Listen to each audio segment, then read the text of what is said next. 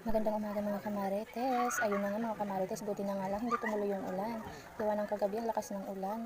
Buti nga ngayon umaraw na naman.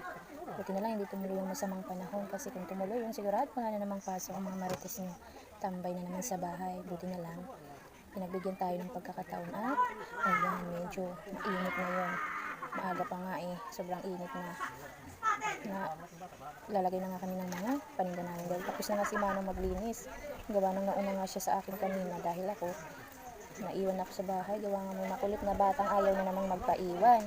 Kaya ang marites nyo, ayan, late na sa pagpasok dito sa tindahan. Gawa ng pinasikaso ko pa at nilibang ko nga ang batang makulit. Gawa nga na ayaw nang magpaiwan.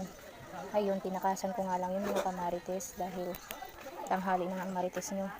Dahil nga tanghaling dumating ang marites nyo, ayan, tambak na nga ang gawain ng marites nyo. Gawa ng late nga pumasok. Kaya ayan, pagdating ko kaagad, naglinis nga ako ng aking mga parte. Ayan, mga parte kong ginagawa lagi, routine sa araw-araw. Inayos ko nga muna yung mga paglalagyan ko at pinagpupunas-punasan ko nga.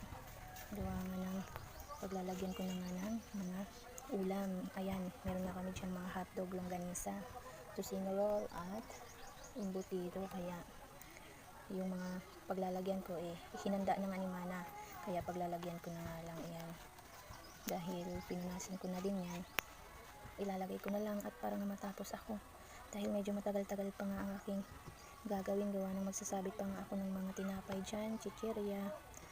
Gawa ng medyo madami-dami pa ang aking ilalagay. Ayan, may makulit kasing batang ayaw magpaiwan sa bahay. Kaya mga kamarites, hanggang doon na lang muna ang aking video. Salamat nga pala sa panonood ninyo at hindi kayo nagsasawang manood. See you to my next vlog. Bye bye!